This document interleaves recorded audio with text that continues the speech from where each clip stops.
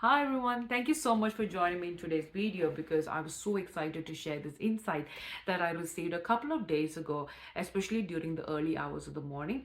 So as I was waking up, I had this thought come into my mind, look into Joseph's financial principles.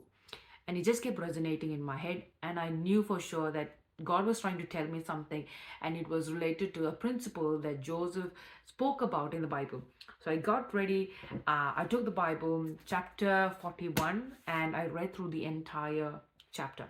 For those of you who don't know this chapter and this particular incident, it is way back in the book of Genesis, the first book of the Bible, where it says that Joseph was in a dungeon for a very long period of time. He was kind of in and out, in and out. And he had a promise from the Lord, and he was just waiting for the appointed time. He was from a very wealthy family, a family that was called and appointed by God, but he kind of ended up in a place which was quite filled with hardships. Now, he still did not give up on his dreams and hopes. He kept pressing through, knowing that one day God will fulfill the dreams that he has promised Joseph. He kept waiting, and suddenly Pharaoh had a dream. Joseph comes into the picture, and the rest is in the Bible. So if you want to read through, it's a beautiful story of the promises of God coming through. Now, from a financial principle, one nugget that I actually got from this was around the area of verse 33 onwards. So in that he says, "Let Pharaoh look for a discerning and wise man and put him in charge of the land of Egypt. Let Pharaoh appoint commissioners to take 1/5 of the harvest during the 7 years of abundance, and they should collect all the food of these good years and that are coming and store it up in the grain house under the authority of Pharaoh to be consumed as food for the cities." So this is kind of the crux of today's message. I'm not going into Joseph's story. I'm going into this part specifically because there's a lot of hidden treasures here. So as I was sitting with God to decode this, some of the things that I understood. So first things first, um, when you're trying to tackle with finances, especially the finances of your own household, which is a little nation in itself, if you have like a family and all of that, your personal finances, the finances of your family, the finances of a company, the finances of a nation, the first and foremost thing is what Joseph instructed Pharaoh was, you need discernment and you need wisdom. Because when you try managing a critical situation, so be it in abundance or be it in famine, when you're trying to manage any of that, if you don't have divine discernment and if you don't have godly wisdom, it is it is doable from a worldly point of view because we have very educated and empowered people walking around the world, but divine discernment and godly wisdom gives you another edge into everything that you do. It's a superpower kind of thing. So the first instruction Joseph gave was, you need people with discernment and wisdom to actually help you manage the affairs of your house. Now we're not at the grain part yet.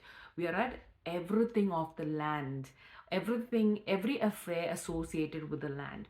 So in your case, so just putting it in context, I need to have discernment and wisdom from God in order to kind of manage every single element of this house. It could be expenses is only one part of it, but it could be the relationships, it could be the commitments, it could be the engagements, it could be the time, it could be the activities, all of that which makes my day and my legacy, me as a human. Everything has to be done with wisdom and godly with discernment and godly wisdom. And that's the first benchmark. Now we can try doing everything around, budget planners, we can do, financial planners, we can do controls, go into a real frugal lifestyle. But at the end of the day, you need to establish everything on top of discernment and wisdom. So when you start looking out for that, you're already one step ahead and you're on the right track. The second part of it is, which kind of got me really excited, was that he gave a number. So if you look in chapter in 34 verse, he says 1/5, which equates to 20%. Don't you love numbers?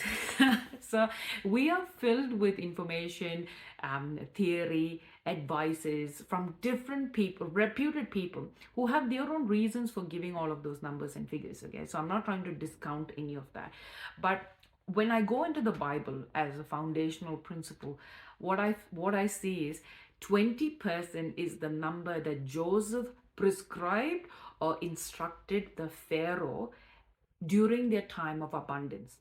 Okay, so he told Pharaoh that you need to get commissioners who would then go and get 20% of the harvest. So not after what's consumed and then 20% of that, but whatever comes in, 20% of that gets taken out, put into a barn, savings account, grain house, whatever you want to call it. And the rest 80% is what the Egyptians would use during the time of abundance for grain. So he gave the principle as well.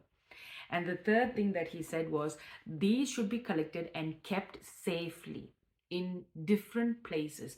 So if you go and look at the verses, it says, store up the grain under the authority of Pharaoh to be kept in the cities for food. So it's not saying one place where the food has to be stored and kept safe from all the, the mice and, things taking it away. He said in the cities.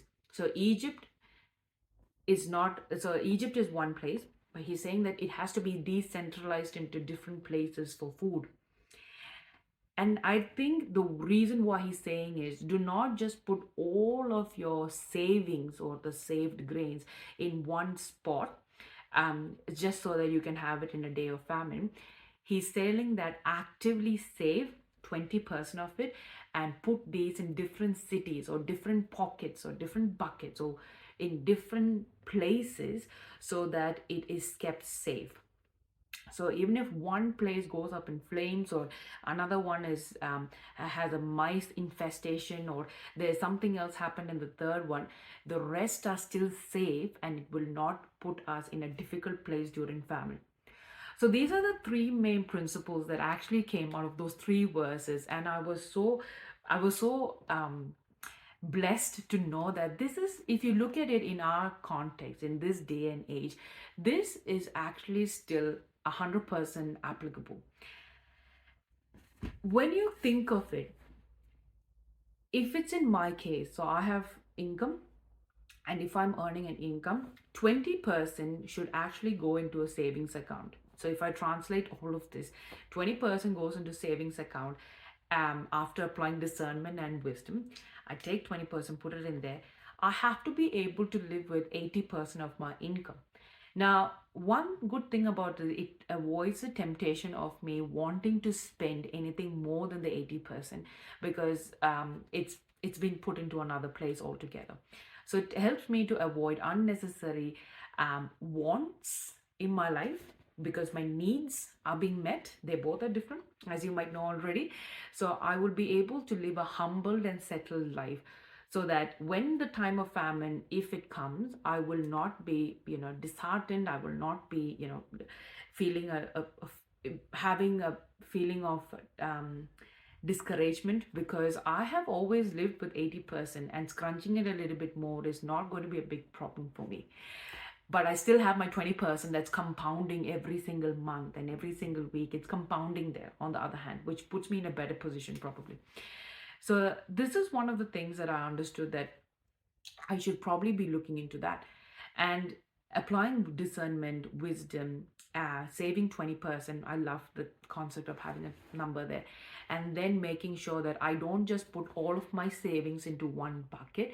I have to actively explore different places where I can put this into savings. So what are the things that you're comfortable with when it comes to saving? What are the different platforms, avenues, ways in which you want to go and keep this in the storehouse, if I can say? Find that and see what's comfortable for you. Now, what the world says might not be what you want to do in your life. Now, the world will keep saying that the recession is coming, the global financial crisis is here, banks are closing up, people are getting scared, the housing market is crashing. All the negativity is out there for free. Okay, and they won't stop for sure. But the abundance that you have in your life, so it's like the season of abundance and the season of famine, it is only so influenced by the external factors. We should depend on the heavenly kingdom, and we should depend on what our Father in heaven is saying.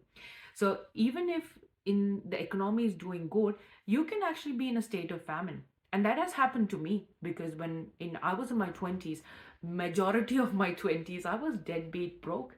Not because I was financially illiterate or made bad decisions or spend all what I have, but it was just a phase of my life where I was just breaking even. And there are some days when my account would just be negative 50, negative 250.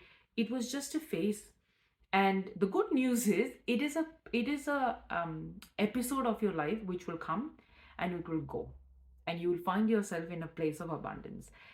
And that doesn't mean that, the principles that's given in the Bible, especially what Joseph says, is irrelevant. Because if you look at what Joseph, as I mentioned a few minutes ago, he came from a place of hardships. He has been broke. He has been in a place we didn't even earn an income. He was mentally, physically, psychologically, in every way disadvantaged. Yet he knew that from that phase of his life, the principles he absorbed would then save a nation. And not just save, but more than put them in a position of abundance, even in famine.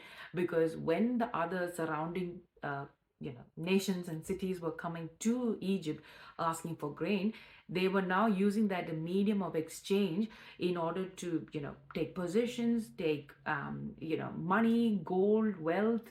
And their kingdom just started expanding because they were saving 20% of their harvest, and that became a median of exchange during the time of famine. So they became prosperous while everybody else was going through a tough time.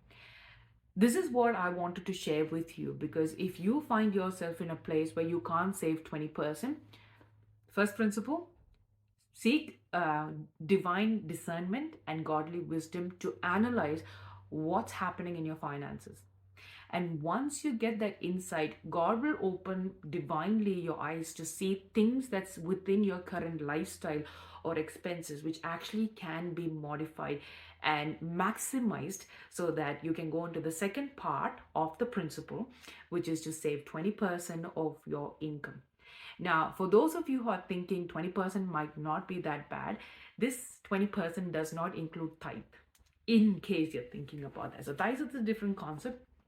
This is just savings. And once you've done all of that, all your savings, put it into different accounts, different mediums, different avenues where it will be safe, so that even if an external circumstance does come along, you don't have to feel like everything is just gone wasted, because it's a nice way to actually manage that.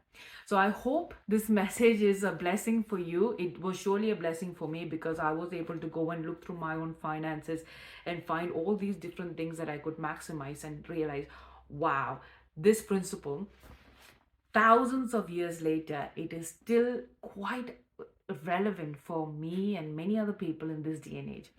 So I just want to leave you with this encouragement today. But until next time, stay blessed, and I see you. Bye.